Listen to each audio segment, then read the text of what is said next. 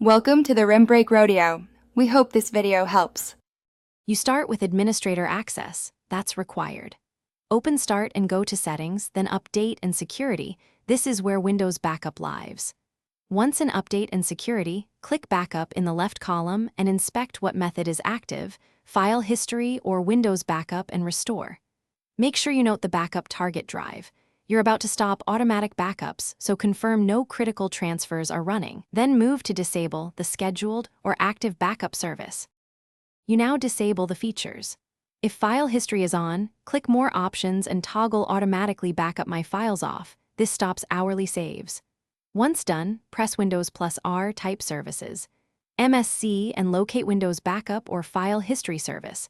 Right-click, choose Stop, then set Startup Type to Disabled to prevent restarts.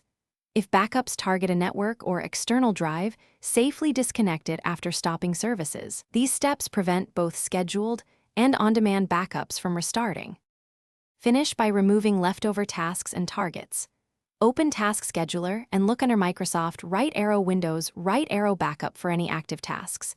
Disable or delete them. Then, in Backup Settings, remove listed drives or network locations so no automatic reconnection occurs. Once done, reboot to ensure services stay stopped. If backups restart, check Task Scheduler and Services again.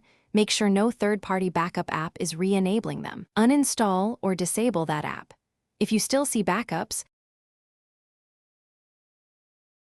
Thanks for watching. Consider subscribing if we helped you.